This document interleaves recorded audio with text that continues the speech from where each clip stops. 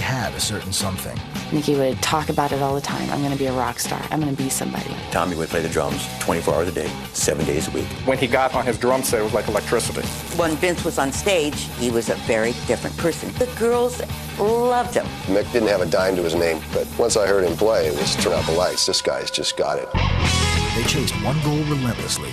They wanted to be the biggest band in the world, and they knew they could do it. Through struggles, Nikki just could not keep a beat. He wasn't a musician. They had no food. They were just living off of whoever will help them out at the time. and setbacks. Bob Krasnow said Elektra is not really interested in selling music to people who live in the gutter. They were just a joke. Some people are just driven. Four rebellious rockers' defiant pursuit of superstardom. Nikki Sixx had a plan for world domination. They weren't going to give up until they got what they wanted. What they wanted was Hollywood by the balls. Never before seen images, stories, and revelations from the people who know what really happened. It's girls everywhere, wall-to-wall girls. Because they lived it with them. They'd come into the studio and they'd be doing drugs. We couldn't take 5 years to turn this into something, or this organism would destroy itself. You just couldn't help but say to yourself that these guys are either going to fall flat on their face or they're going to go right to the top. This is Driven, Motley Crue.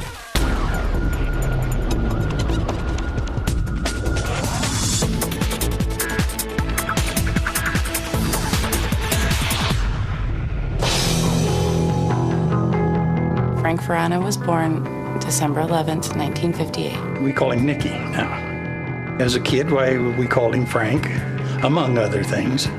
When Frank was born, his mother was 17.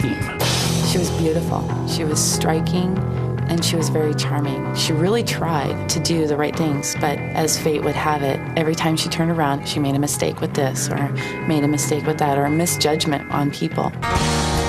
When Frank's father and mother split the sheets with each other, it caused so much hard feelings between them that Frank suffered for it.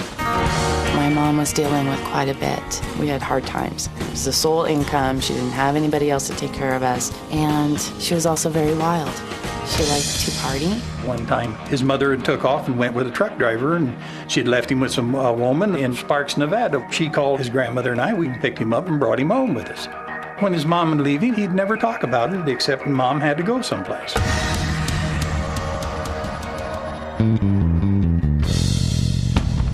We lived in El Paso. We spent at least a year together there with my grandfather and my grandmother and my mom. We had a hog ranch down in Texas.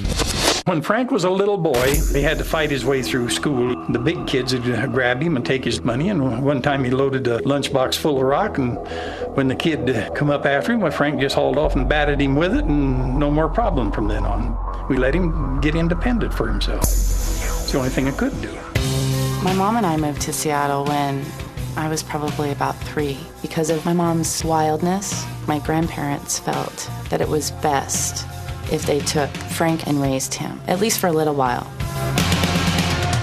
Frank was kind of brought up like a gypsy because I moved from job to job for a while. And we had the kid with us down in Texas, New Mexico, Lake Tahoe, and Jerome, Idaho.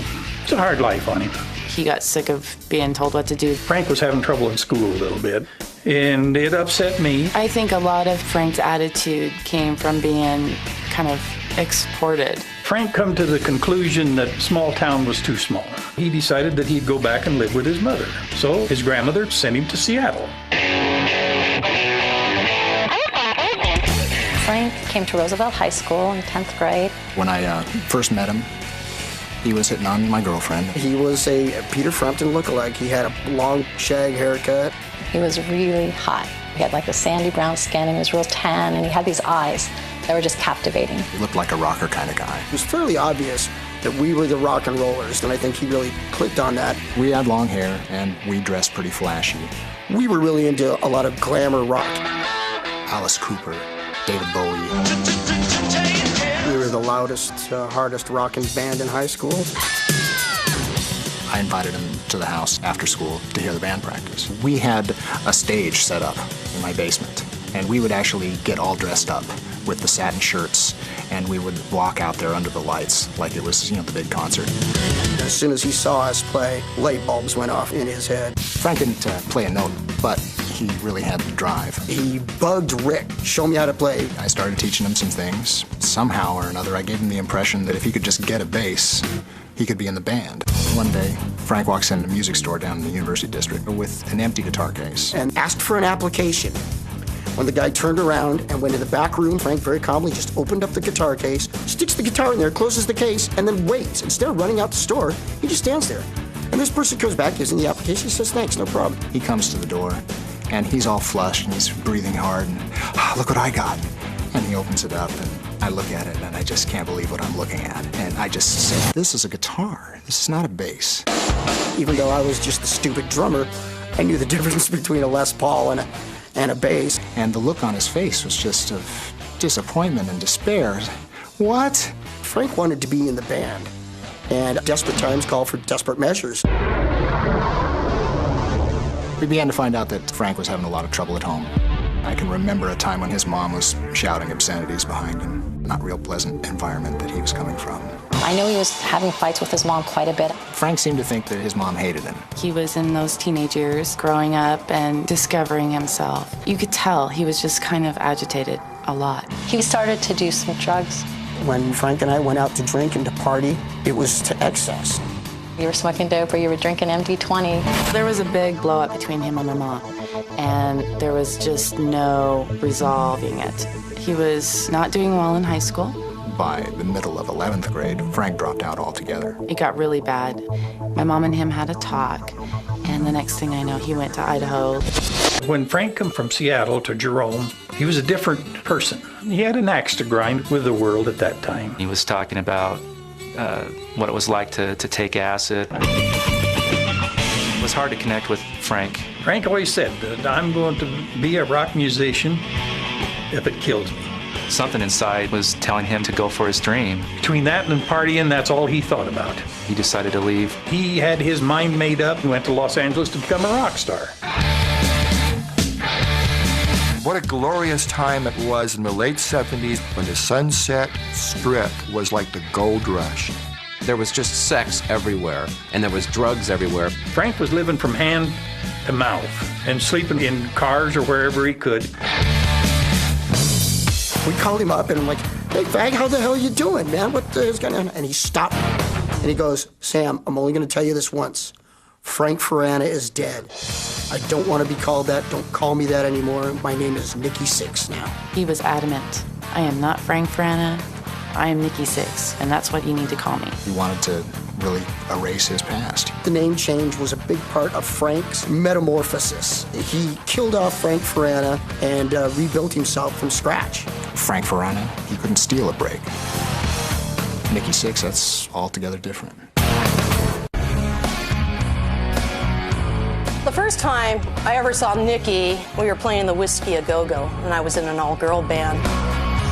You couldn't miss him walking through the door, this hair that just was huge. He was already dressed for MTV before there was an MTV. Nikki had the dream of being a rock star. It wasn't like he was driven to learn his instrument. It was a prop. You know, the only thing with that prop, you do have to play a little bit. This guy didn't even know what a E chord was. Nikki learned how to be a better musician from our drummer, Lori Bell. They used to practice together. She would just get so furious with him. She'd be slapping her legs really hard, and Nikki just could not keep a beat. When I first met Nikki Sixx, I was a street kid living in Hollywood. There was just this chemistry. I liked him immediately. I said, let's you and me start a band. And he was really happy. Like, he hugged me and he's just like, yeah, let's do it, man. And so that was it. London was fronted by Nigel Benjamin, the former lead singer of the very last incarnation of Motley Crue. Nikki Sixx was the bass player and in many ways the architect of the whole London theme. We were going to try to perpetuate the classic glitter rock of 74, 75, kind of glitzy, glam, ambisexual, whatever you want to call it.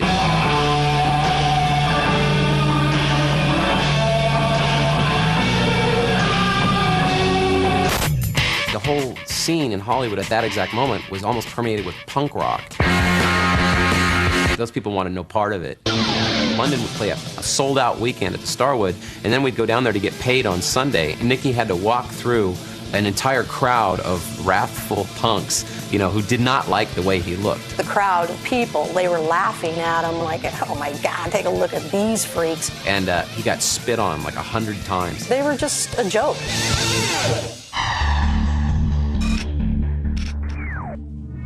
We'd play shows, and Nigel would come backstage and go, that guy sucks, he can't play, I want him out of the band. Nikki was not a strong musician. Nikki was all over the place. There was just a lot of turmoil within that group. Nigel had an extremely huge ego. He goes, it's Nikki or me. And I said, no way, Nikki's not going anywhere. Nigel Benjamin quit the band. The magic was gone. Nikki said, I want something bigger, I want to shock people. I want to get out there and I want to be known. One day I'm sitting with Nikki, we're out in my car, and Nikki started crying. And I go, what's the matter? And he goes, this makes me sad to think about it. He was, hold on a second. He started crying because he was quitting the band, and I didn't know that, you know.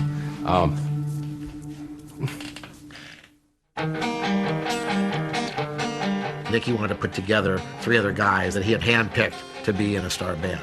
Nikki Sixx was a rock and roll architect, out to build the ultimate heavy metal beast. Nikki hooked up with Tommy Lee. He knew Tommy from Sweet 19. Tommy was very young at the time, I think still in high school. Nikki definitely got the best drummer around at that time. Tommy was born in Athens on October 3rd, 1962. Tommy was 2 when my mom brought him back to the United States. Growing up, he was a great all-American kid. Tommy's relationship with his parents was very good. You could tell it was a tight-knit family and everybody supported everybody. My parents were pretty Leave It to Beaver. Tommy had a lot of energy. He was very hyperactive. He loved music. Tommy was banging on the stuff in the kitchen. He was playing on the walls. My father bought him a drum set for Christmas from Sears. And the front was all psychedelic, and there was a light inside the kick drum that blinked on and off, and he just thought that was the coolest thing alive. I remember when Tommy first got into ballet and tap class. Tommy had to come with me to class. Instead of him just sitting and watching the whole time, my mom was like, while you're here, you might as well try it, right? So he kind of got into it. They used to call him the 2x4 because he was like really stiff, you know? I remember one time coming over to his house and he's in a pair of tights. And I'm like, Tom, why are you wearing the tights? If I was ever mad at him or something, I'd go right in the middle of the street and I'd just go, hey, Tommy, it's time for ballet. He was kind of embarrassed about it. I met Tom at Royal Oak High School. Tommy was a skinny little guy, long hair, and kind of tall and lanky. It was tough for him because he wasn't quite cool yet. He didn't really know where he was fitting. Tommy got hassled a lot just for looking different and being different and having different interests. You know, he didn't want to play football. He really wanted people to like him. And if they didn't like him, he was kind of hurt and wanted to know why. You know, why don't they like me? Tom was a quiet guy, but his personality, he would change when he would play the drums. I mean, you could see it. He was in our high school band. Yeah, he was a band nerd. Everything was music, music, music. Tommy would play the drums 24 hours a day, 7 days a week. If anything, we had to pry Tommy off the drums.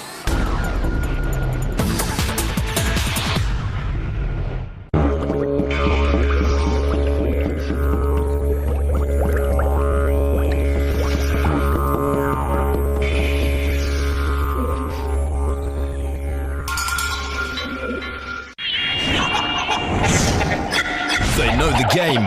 They're here to stay. They are the artists you know and love. Check out the newest videos and classic hits from your favorite stars. VH1 brings you songs from the past and right up to the present. It's big news. It's the perfect story. Then and now, daily on VH1.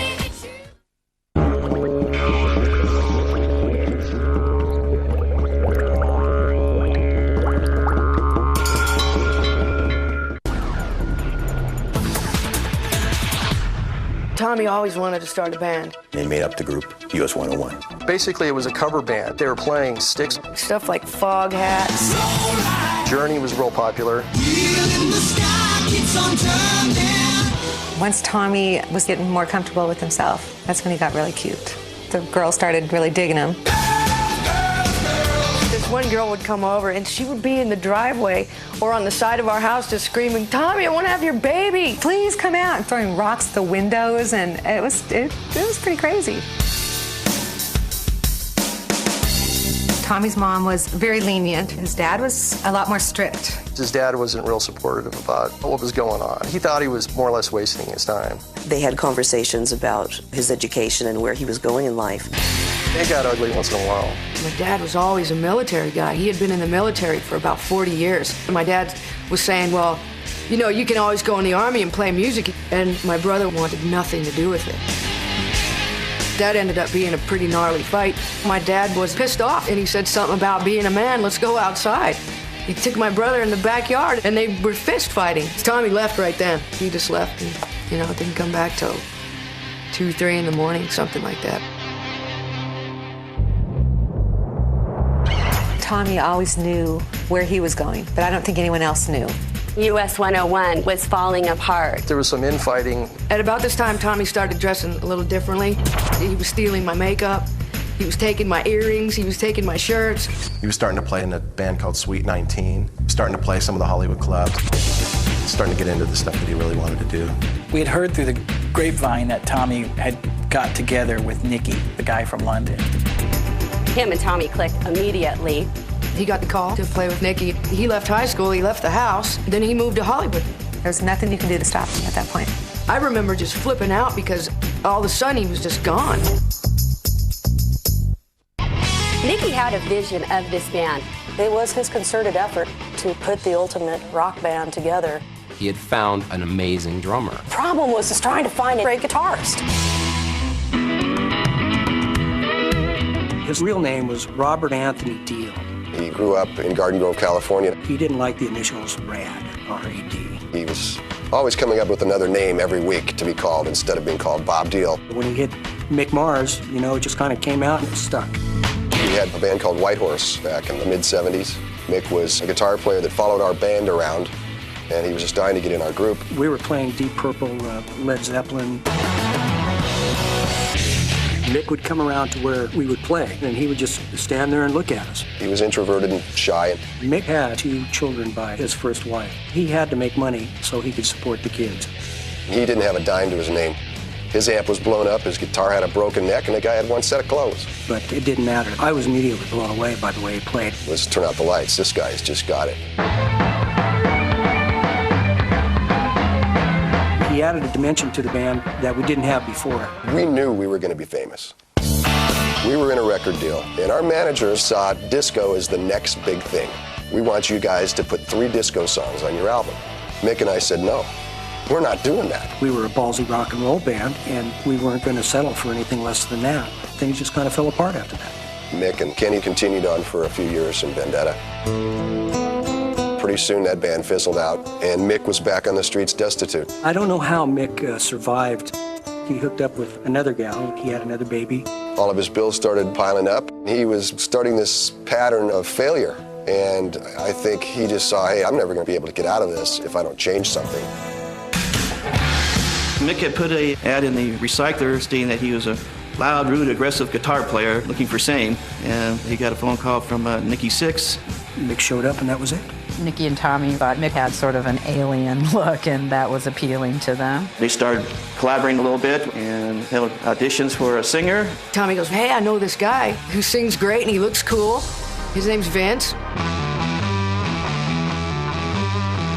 Vince was born February 8th, 1961 in Inglewood, California. He was adorable. Chubby, short, little squatty legs. My wife had him on the bed there, and I peered over to watch, and all of a sudden he just wee-weed all over my face. I learned not to be so inquisitive anymore. Vince was very photogenic. One day they had this milk truck come around, and they saw him, they wanted to take his picture.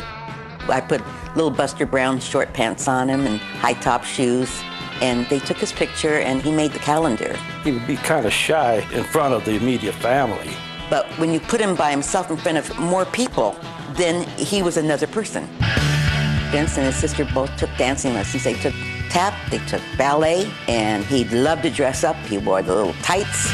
Then as he got a little older, they wanted to take ice skating lessons. We entered this competition. I was amazed of the jumps and twirls and stuff that he was doing. He was the best figure skater. He was number one. Vince must have been probably 12 or 13 when we moved to Glendora.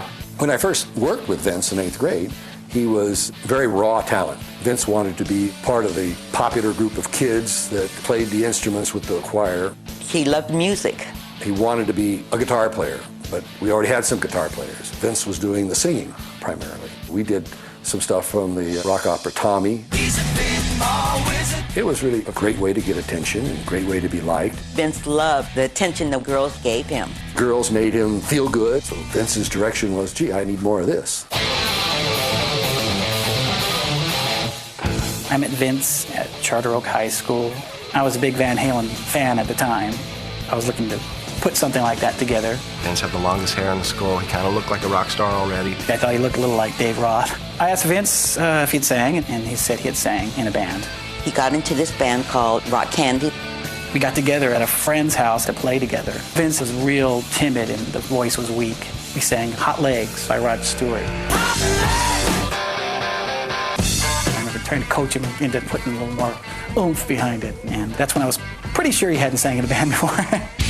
Rock Candy was doing a lot of covers. Cheap Trick, some Eddie Money, Led Zeppelin. As we played more and more things, Vince seemed to become more confident. His voice became stronger, bigger. When Vince was on stage, he was a very different person. He would just lose himself. He had so much charisma that he could really get an audience going. The girls loved him. I couldn't believe this was my boy. Vince switched from Charter Oak High School over to Royal Oak High School. Vince and Tommy met through school. Tommy played in the US 101 band, and he played like Beach Boy stuff. They were like Goody Two Shoes band. We were like a rock band. Tommy looked up to Vince a lot. He introduced the Bad Girls to Tommy, and Tommy loved it. Everybody thought Vince was just like the hottie. Vince was respected because he was the ladies' man. Vince's girlfriend was Tammy Jones. They fell in love. Eventually, they had a baby together. Vince was 16 years old. Having a baby at that young age, I think, added a lot of stress to Vince's life. Vince started losing interest in school then. His grades started sliding. It got to the point where he just didn't want to go to school anymore. When Vince dropped out of school, we were very upset because he had so much potential. He was spending more and more time just in his music. Vince's mom and dad wanted him to have something to fall back on. We were very disappointed. We wanted him to be a lawyer or a doctor. I wanted him at least to get a high school diploma. I didn't want him to just be bouncing from one job to another. Vince had a little temper. He wanted things done his way, not our way. Vince moved out of the house when he was 17. I was devastated. I wanted him to come home. How could he make it in the music field? He was just a boy from Glendora. The more Rock Candy played, the bigger the crowds were getting. We played a lot of small clubs, and then we worked our way into Hollywood. We played the Starwood. It's a whole different trip. It's definitely a next step up. To us, that was, as big as it can ever get. Rock Candy's playing, and Nikki shows up. I knew of Nikki from the band that he played in called London. Tommy told Nikki about Vince being the singer of Rock Candy. Nikki came and said, I found this new lead singer. It's this guy with this unusual voice. He's fronting a band called Rock Candy. Vince said, there's this band that wants to pay me $150 a week to play with them. Vince was pretty dedicated to our band at that time. I go, $150? Buddy, anytime you can make money doing this thing, go do it. He had the look, but his voice was a little suspect, so we decided we go with the look and we'll have to work with the voice as we go. Nikki had the final cog in his vision in getting Vince Neil. Once Vince joined, something really clicked. Vince was on his way to be a rock star, and that's what he wanted to be, and that was all there was to it. When Tommy and Nikki and Vince and Mick finally hooked up, it just came together. They seemed to have a good camaraderie and seemed to click pretty good. My brother, John, was a roadie for Mick Mars. And John gave us a call saying that Mick had just gotten together with a new group and we should come down and see them. My husband wanted to get involved in the music business. Alan Kaufman had already made money doing real estate. He came down and took a look at him. He met with the group and said, okay, I like what I see. Let's go ahead and cut a deal.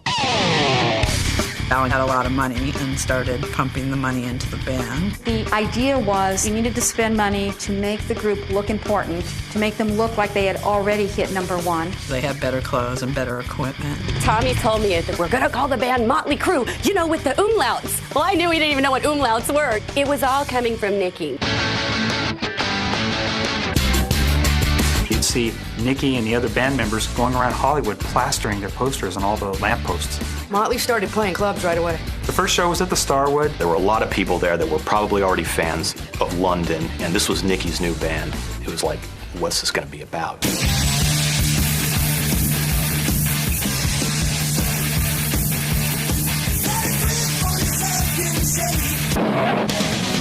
When Motley Crue hit the stage, it was chaos. It was big, and it was loud, and it was aggressive. I just flipped out. That was their first show, and just people went nuts. I was all proud, you know. I was like, yeah, that's my brother. Things were a little rusty, but you could tell the sound was there, the look was there, the energy was there. It wasn't like, oh my God, this is going to go straight to the moon. They really were gelling. They were determined. There was something so outstandingly different with Motley Crue. You just couldn't help but say to yourself that these guys are either going to fall flat on their face or they're going to go right to the top. In early 1981 in LA, the new wave was probably the biggest scene going on. It was mostly either dance music or punk rock music. Bands like X and Motels. There was a lot of the knack in the cars.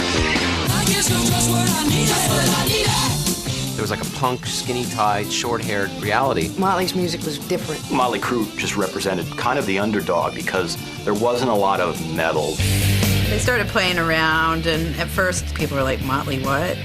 What is it? The Crue's whole look was something that nobody in LA was doing. It was kind of girly, kind of freaky. When I saw the way they dressed, you know, I was startled. Vince had makeup on better than I could ever put it on. People were saying that he looked like a transvestite. A lot of guys might have felt threatened by that. Nicky didn't want to take no from nobody. If anybody gave him any boy, he'd retaliate right back. Nicky was fighting with some punk rockers out in front of the whiskey and got beat up kind of badly. Had a really gnarly black eye. But he thought that was cool. Motley Crue were definitely the street tough kids. We arranged for an apartment for them. Mr. Kaufman put him up in a sleazy apartment, and it was awful. Motley Crue lived on Clark Street, just a half a block above the whiskey. Tommy called me up. Oh, you gotta see, we got our first apartment, you know. So I said, well, all right, what number is it? He goes, don't worry, you'll find it. The door was like coming off the hinges. Well, there was a mountain of beer cans outside. There was one plant in the corner. It was dead. It was pretty destroyed. The apartment was done. Every time they did a show, there was an after party. They'd announce on stage, hey, everybody, there's a party at the house tonight. Come on up the street. Next thing you know, half of LA is showing up. People just drinking. There was girls everywhere, wall-to-wall girls. Blonde, big little clothing. They all want Nikki Sixx. They weren't running around half naked in there. I hated it. It was better than the Miss America beauty pageant or Hugh Hefner swimming pool. I'd walk into rooms and just be astonished. I hadn't seen that kind of stuff in my life before. I would hear all the reports about them getting wilder and crazier. And then the cops had kicked down the door so many times that there was no more lock on the door.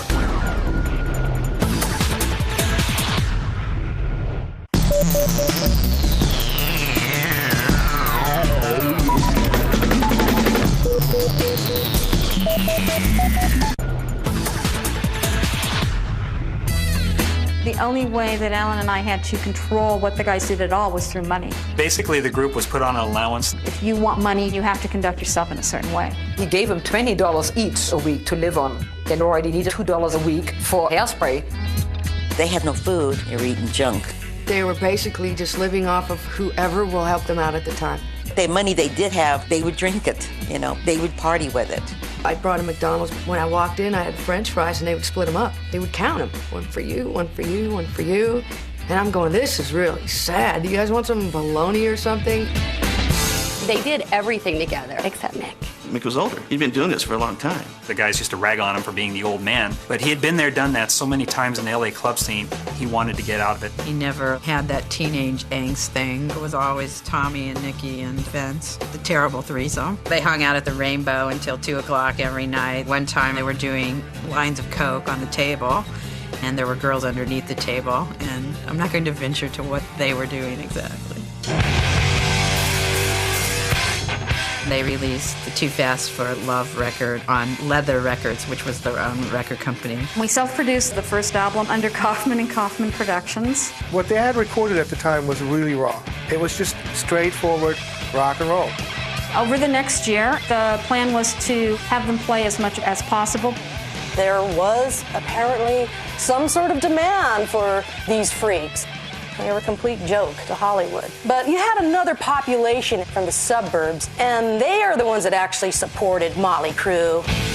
They sold out a weekend of the whiskey, and there was a line going up the street.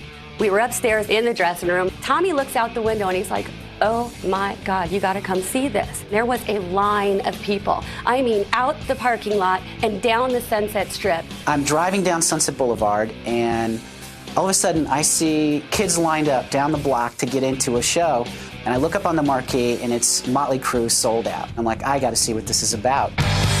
For an hour and 20 minutes, the crowd just went berserk. And I decided from that moment, if everybody in this room would go this crazy for this band, this group is huge. I went to the next show and I met them and offered them a deal. The new management team at Elektra had their own way of doing things and their own vision for the group. Alan Kaufman was definitely not a record company guy and didn't have a clue on how the record industry worked. They should have been playing in bigger places. They weren't getting the big bucks that they were hoping to get. Motley Crue felt that Alan couldn't take them to the next level. Motley Crue dropped us. We spent a great deal of money on them and ended up with nothing. Kaufman and Kaufman were entry-level managers. They did the best they could, but Nikki had bigger ideas. The band really wanted to get a strong manager behind them. I was packaging an Aerosmith tour, and I got a call from Tom Zutaut. Doug said, I'm going to open up a management company, and I'm going to have a partner who will be interested in helping break Motley Crue. Doug told me about this psycho band. He said, well, let's fly out and see what they look like. We saw Motley Crue perform at the Santa Monica Civic Center on New Year's Eve of 1982, and I thought it was a phenomenal show. They were getting heavily into the pyrotechnic. These guys still lit themselves on fire and all the craziest stuff you could possibly do. And it was a three-ring circus. It was pretty insane. I looked at this and I said, this just needs to be taken from town to town, across the country, around the world. This'll work. The next day we had a meeting with the band and signed them. When Doug and I took Motley Crue, it wasn't really a band, it was more like a gang. They were just these four guys that were completely whacked. We felt we had to have a plan that would have almost immediate results. The alcohol and substance abuse was such that we couldn't take 5 years to turn this into something, or this organism would destroy itself.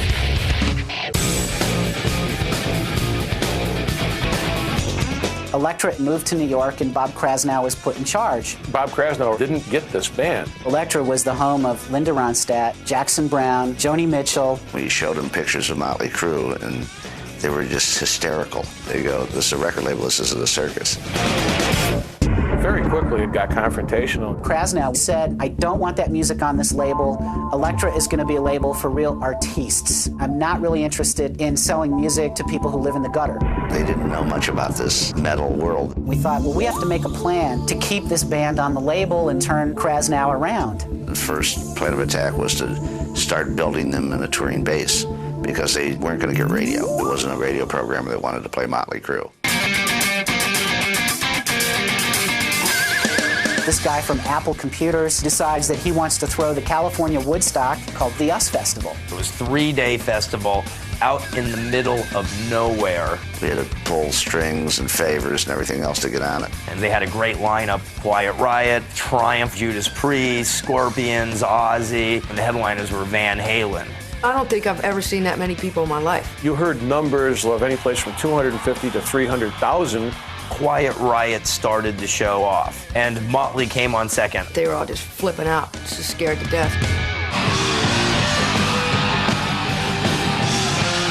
They stunk. They were an embarrassment. They played horrible. People are missing background vocal cues. I could see their nervousness. They just went up there and raced through a set. You could hardly tell what song they were playing.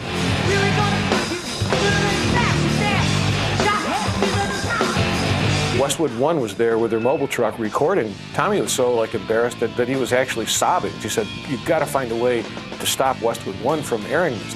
This is terrible." But it wasn't about Motley Crue playing. What matters is how the audience reacts, more so than how well you play. When Motley Crue came on, the kids were just nuts. They went in there as a band that played clubs and came out of there knowing that 200,000 people went totally berserk for them.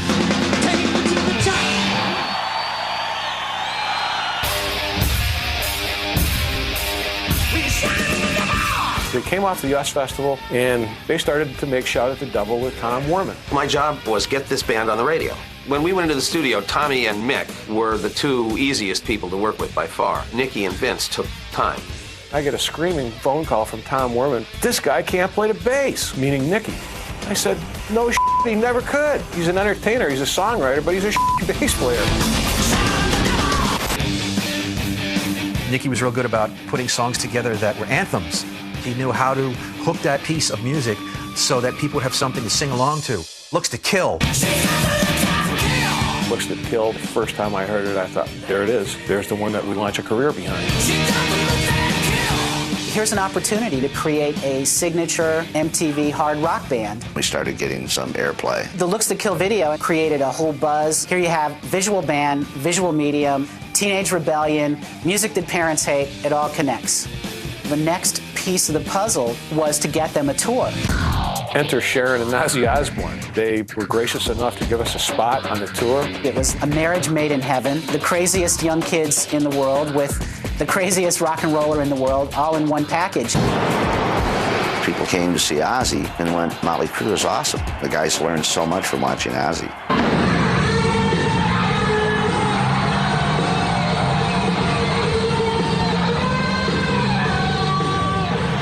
As a band, they knew how to hold audiences. People would throw their fists in the air and chant. They brought you in and said, "You are ours. We are together. We are one." It had almost a cult-like feel.